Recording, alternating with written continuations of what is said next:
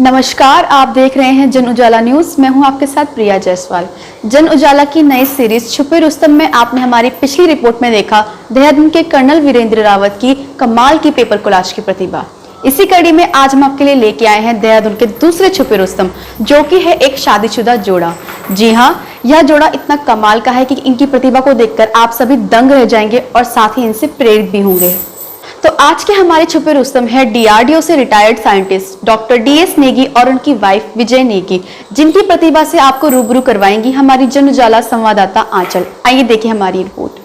नमस्कार, आप देख रहे हैं जन उजाला न्यूज़। मैं हूं आपके साथ आंचल।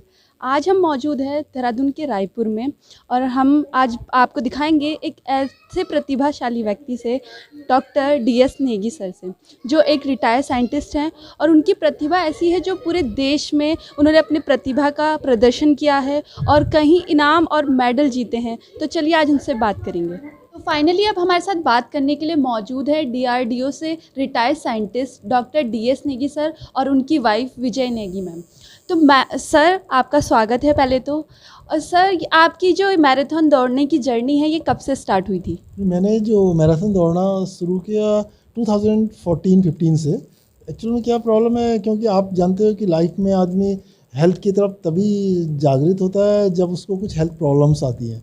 हेल्थ प्रॉब्लम्स आती हैं तो सोचता है कि बाकी सब चीज़ें तो धरी रह जाएंगी, बाकी हेल्थ ही काम आनी है।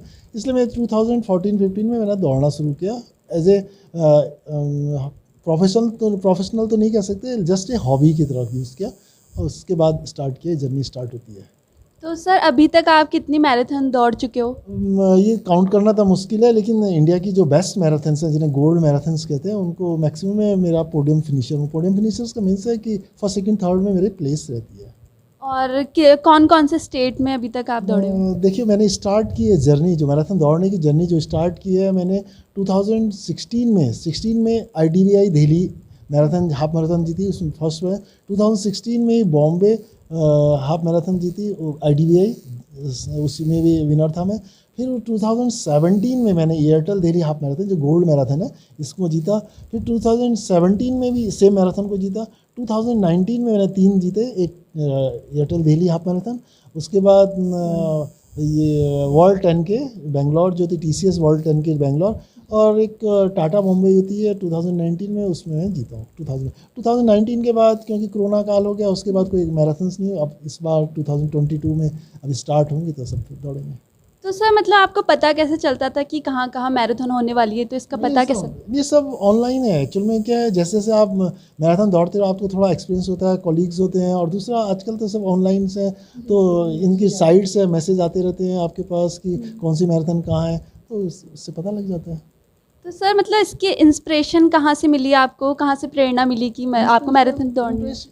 इंस्पिरेशन तो कोई दे नहीं सकता, लेकिन आपको सेल्फ मोटिवेटेड होना पड़ता है अदरवाइज़, क्योंकि बहुत टफ जॉब है। क्योंकि आपको 5 बजे उठना है, फिर मैदान पहुंचना है, दौड़ना है, फिर उसके बाद ऑफिस जाना है। बिकॉज मैं 2018 में रिटायर हुआ और 2014-15 से मैं दौड़ना शुरू किया, तो मेरे ऑफिस जॉब भी बहुत टफ था, तो मुझे 8:30 ऑफिस पहुँचना था, लेकिन उससे पहले प्रैक्टिस करता था, बस वहाँ से स्टार्ट हुआ। लेकिन क्या है, एक्चुअली मैं 2014 से पहले हेल्थ के लिए ज़्यादा कॉशियस नहीं था, तो 2014 के बाद मैंने सोचा कि हेल्थ ही एक ऐसी चीज़ है जो आगे चलनी है, बाकी अब पोस्ट और ये सब कुछ काम नहीं आएगी, तो इसलिए मैंने वहाँ से स्टार्ट की।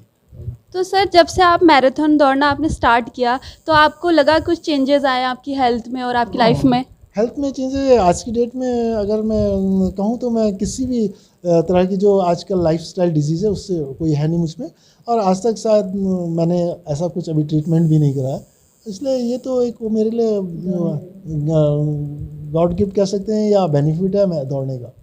तो सर, मतलब आप बोल रहे थे कि आप रिटायरमेंट से पहले से दौड़ना शुरू किया आपने, तो कैसे मैनेज करते थे आप अपने काम को और अपने इसको? एक्चुअल में क्या है, अगर मैं किसी आदमी से किसी को पूछूं, चाहे मैं हूं चाहे आपसे किसी से पूछूं कि आप 24 आवर्स कैसे मैनेज करते हो, तो आप सिर्फ बोलोगे 6 घंटे में सोती हूँ या 7 घंटे में सोती हूँ। उसके बाद जो बचे हुए घंटे उसका हम हिसाब नहीं बता सकते हम कैसे वेस्ट करते हैं।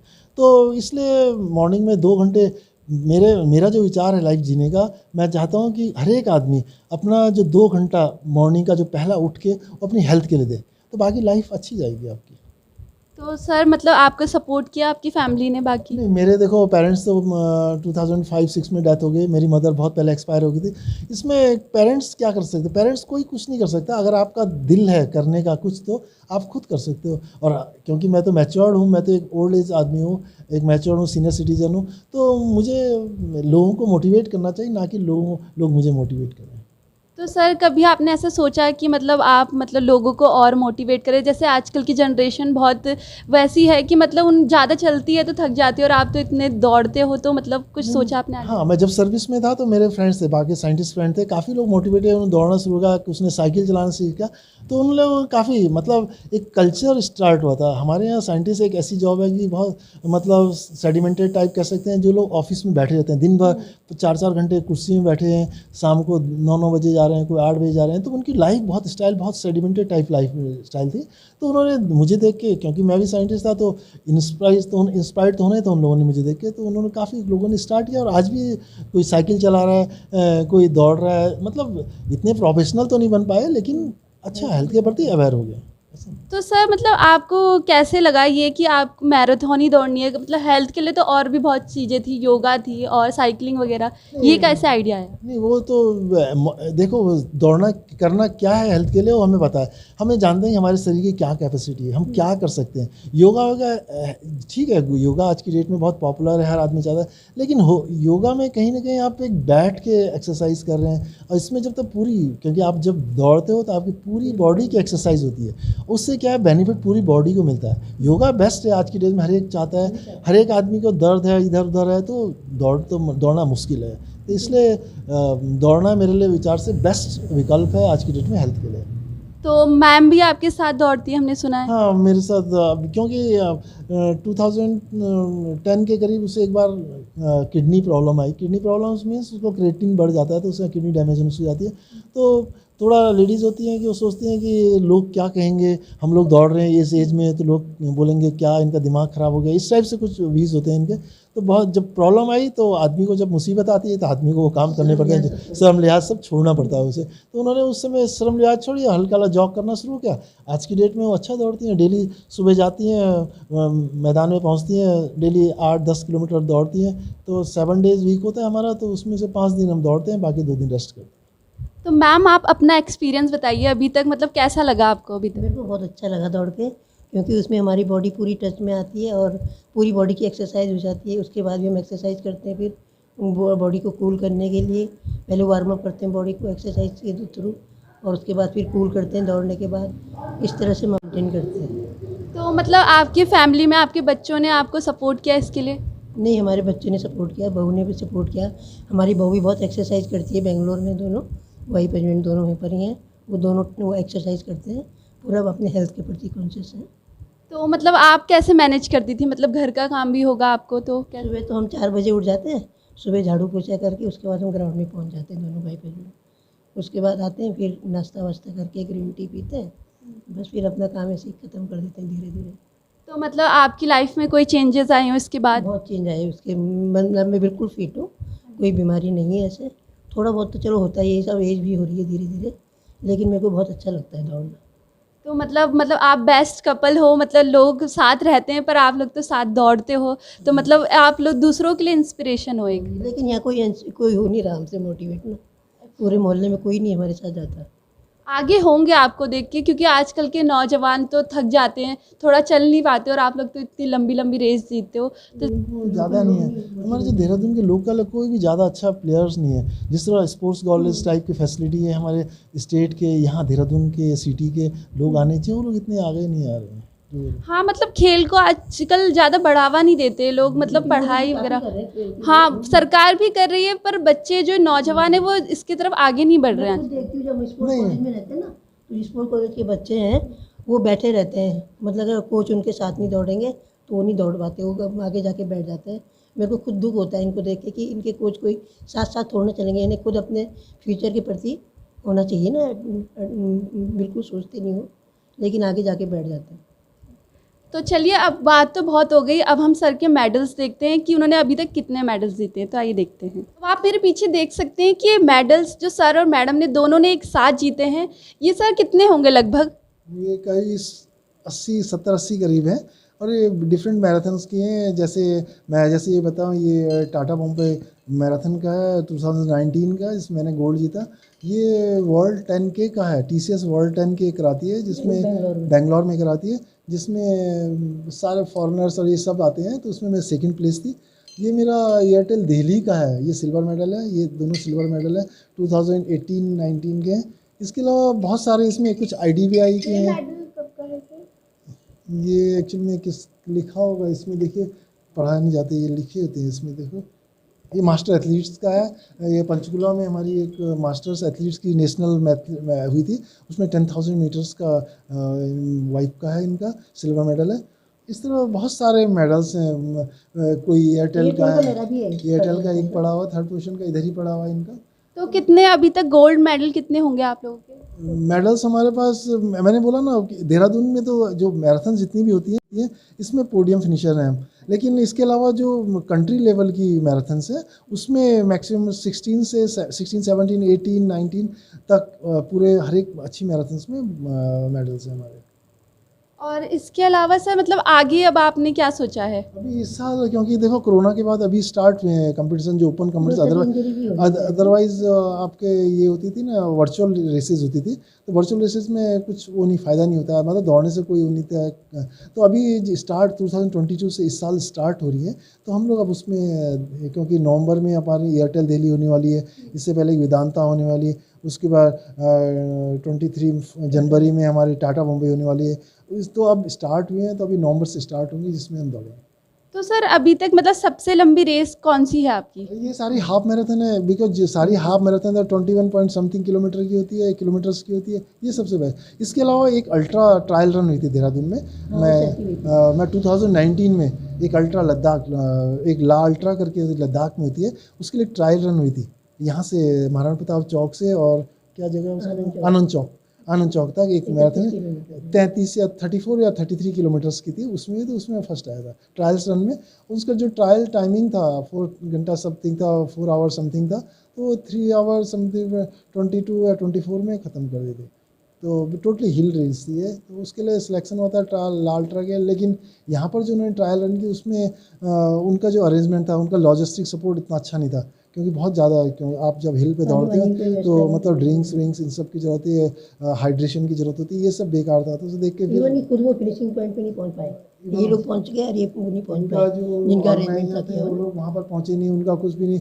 और जो फ्रेंड एक साथ में था, उन्हें लेके आया, भी ख़त्म हो चुकी है, तुम कहाँ हो, तो मतलब इस टाइप से था। अदरवाइज ये सबसे लंबी थी 34 किलोमीटर टोटली हिल, यहाँ से लेके आनंद चौक तक। ये जो तो आप लोग का रूटीन मतलब अब कैसा बन गया है इसके बाद? रूटीन ये है कि अभी देखो डेली ऑलमोस्ट हम 4 बजे उठ जाया करते हैं दोनों हस्बैंड वाइफ। उसके बाद मैं थोड़ा बहुत एक्सरसाइज करता हूँ, ये झाड़ू पोछा कर लेते हैं, फिर उसके बाद एक्सरसाइज करते हैं दोनों घर में, और उसके बाद 5, सवा 5, 5:30 तक मैदान में पहुँच जाते हैं। फिर मैदान में हमारा वर्कआउट, थोड़ा एक्सरसाइज करते हैं, फिर उसका जो भी अपना वर्कआउट करते हैं 1-1.5 घंटा जो भी होता है। उसके बाद फिर अपना थोड़ा स्ट्रेचिंग करते हैं, उसके बाद घर में वापस आते हैं। घर में आने के बाद हमारा जो ब्रेकफास्ट का टाइम होता है वो करते हैं, और 9-10 बजे तक फिर नहा धो के हम लोग मतलब रेस्ट कर 1-1.5 घंटा रेस्ट करते हैं। तो उसके जैसे अब आप लोग आए इस समय, तो इस समय हम लोग लंच करके फ्री हो गए बस। तो मेरे पीछे तस्वीर लगी है सर और मैम की, जब वो मैराथन दौड़ रहे थे। तो सर ये कब की है तस्वीरें? ये 2016 की है, ये सबसे पहले 2016 की है, 17, 18, 19 ये इस टाइप से है। ये 2019 की है, क्योंकि ये फ़ोटोज़ तभी ये आपको तभी देती है जो रेस ऑर्गेनाइजर्स हैं, जब आप पोडियम फिनिशर होते हैं, अदरवाइज़ आपको नहीं देता। Otherwise you have to purchase from organisers. तो कितने पार्टिसिपेट थे इसमें? इसमें एक्चुअल में क्या होता है, इसमें कैटेगरीज वाइज रन होते हैं। सपोज आप इस साल पोडियम फिनिशर, तब को आपको ए कैटेगरीज में दौड़ाएंगे। ए कैटेगरीज का मतलब है जो उनका पर्टिकुलर टाइमिंग रेंज होता है, कि फॉर एग्जांपल आपको 1 घंटा 20 मिनट या 30 मिनट से ख़त्म करनी है, तो वो ए कैटेगरीज में आएंगे। जो 1 घंटा 40 मिनट्स की बात करेंगे तो बी कैटेगरीज में। इस टाइप से कैटेगरीज डिवाइड होती है, और कैटेगरी 50 और 60,000 पीपल दौड़ते हैं एक साथ। मैं लेकिन अलग अलग टाइम पे छोड़ते हैं। सपोज ए कैटेगरी पहले छोड़ेंगे, फिर बी, सी, डी, इस तरह एफ कैटेगरी में 10,000 करीब होते हैं, जो लास्ट कैटेगरी होती है जिसमें नए दौड़ते हैं, तो 10,000 करीब लोग होते हैं। तो सर आप बता रहे थे कि जो ये चिट लगी है इसमें एक सेंसर होता है, वो किस काम आता है? ये सेंसर से, बिकॉज ये क्या, क्योंकि इतने सारे लोग दौड़ रहे हैं, जब दौड़ते हैं तो उनको कैसे कि कौन फर्स्ट है कौन सेकंड है कैसे नहीं, ये जो सेंसर करता है, इसमें चिप RF से चिप लगी होती है। तो जैसे ही आप सेंसर्स के उसको क्रॉस करते हो तो उसमें आपका जो ये चिप के ऐसा रिफ्लेक्ट हो जाता है कि ये पर्टिकुलर वेब नंबर क्रॉस इस एरिया से हो चुका है, तो उसके वो सेंस करता जाता है। उसके उनके 6 या 7 स्टेप्स होते हैं जगह पे सेंसर लगे थे, तो आपको रिकॉर्ड करते जाता है कि initial to final condition position तक नोट करता जाता है, और उसका आपका टाइम रिकॉर्ड होता है। इसमें ये नहीं होता है कि आप मान लें फॉर एग्जांपल, क्योंकि इतने सारे लोग जो है सारे तो एक जगह से नहीं जा सकते, तो क्या होता है कोई पहले जाता है कोई बाद, जो जब जाएगा उसका तभी काउंट स्टार्ट होता है, और उसके हिसाब से जो एंड पॉइंट जब आएगा उसी के हिसाब से आप काउंट होगा, और उसके बेस पे आपको पोजीशन दी जाती है, ना कि जस्ट कि मैं पहले निकला हूँ तो मुझे पहले, ये नहीं। जो टाइमिंग आपका नोट होता है, जिस टाइम पे आप क्रॉस करते हो सेंसर को और वापस आते हो, तो उसके हिसाब से आपका टाइम कैलकुलेट होता है।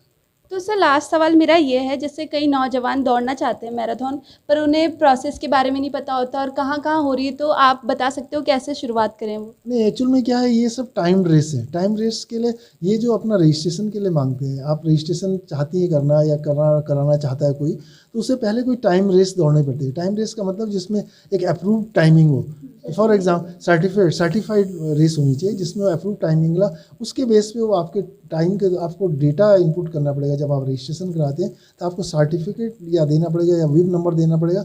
विब नंबर से आपके टाइमिंग को पिकअप कर लेता है और उसके बेस पे आपको रजिस्ट्रेशन मिलता है। रजिस्ट्रेशन में चार्जेस फीस जो भी हो तो लेते हैं, लेकिन वो उसके बाद आपको प्राइज़ में नहीं देता। अगर आप पोडियम फिनिशर होता है आपको पैसा देता है। Thank you so much sir अपना टाइम देने के लिए और अपने बारे में बताने के लिए। तो जैसा कि आप सभी ने देखा कि सर और मैम ने इतने सारे मेडल जीते हैं और ये दूसरों के लिए एक इंस्पिरेशन है। जिस उम्र में लोग मतलब थक के बैठ जाते हैं और ये तो रिटायरमेंट होने के बाद अभी भी दौड़ रहे हैं, तो ये सच में सबके लिए इंस्पिरेशन है।